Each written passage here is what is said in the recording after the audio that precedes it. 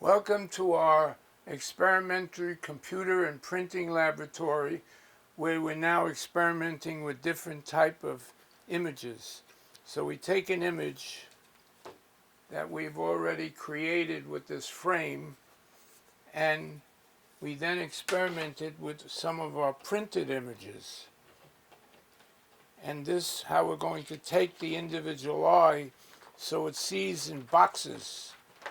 And here we take this image, we place the frame over it, and each eye, the eye will go from box to box to box, whether it sees the sailboats, the lady's face, the tropical plants, and this is what we experiment on this. Here we're experimenting with metal lattice, and we place it over the image. Does it work or doesn't it work?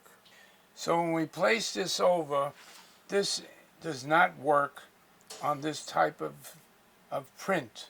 It may work on a portrait. It may work when we take, here's a book we did on the homeless.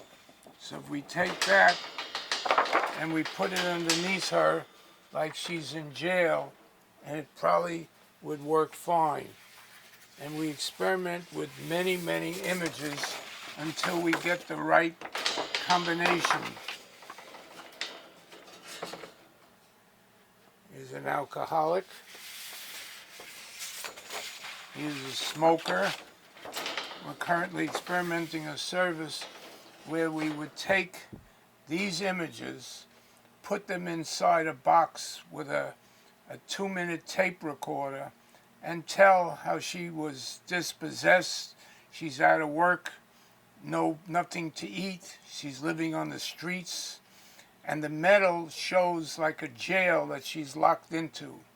And these are the things that we were going to tell in 12 boxes of the doctors, the restaurant owners, the teachers, and what they're going through. Let me give you an illustration.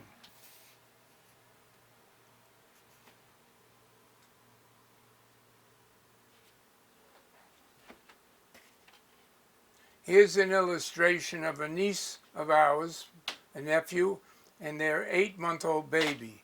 She's a teacher in the school. And I said to her, we want to give an illustration of what you're going through and what's in your mind about the virus and your teaching. The majority of the time they shut down her school after 2 weeks of now going back to hands-on teaching. She's now teaching by computer. What did you go through when you went into the school and you taught classes with your mask and you came home? Are you going to give the virus to your husband, who has to earn a living too? Will the baby get the virus? What is it teaching on a computer today?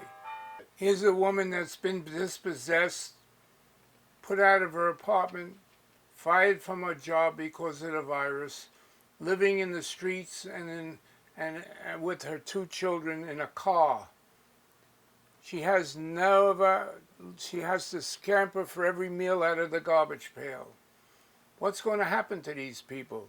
And here's a 2-minute verbal illustration of her, what she's going through. There's going to be 12 of these boxes telling the story of what these people are going through day to day because of the virus. And when her mother died of the virus and she was dispossessed, what will happen to them? This will be a show showing 12 of these boxes with a 2-minute verbal explanation of what they're going through.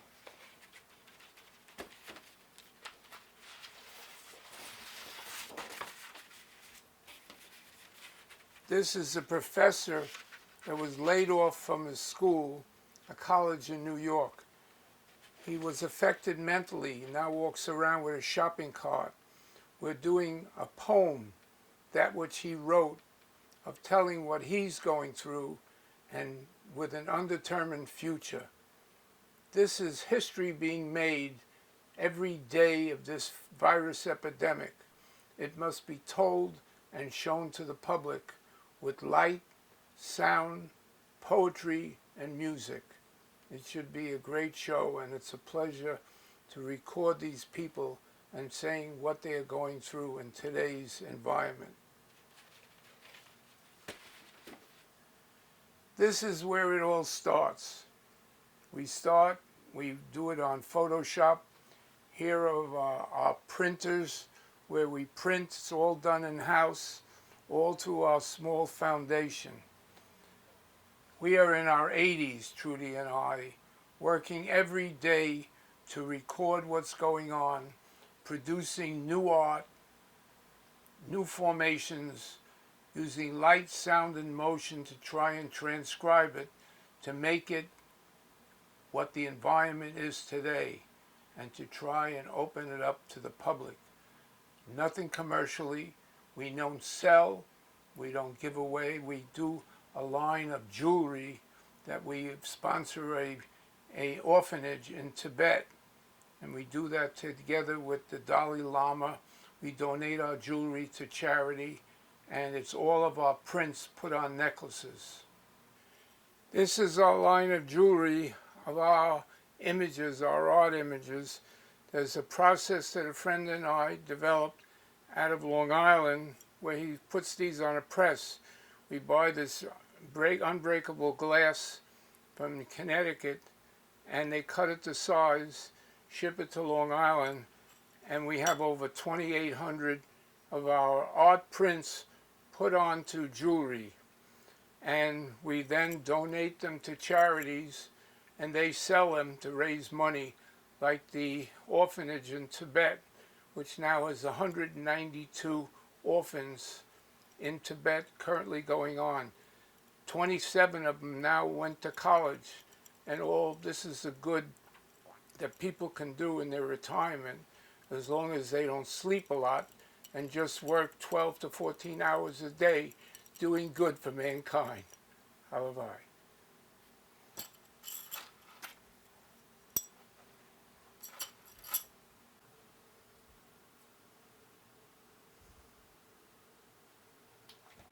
Yeah.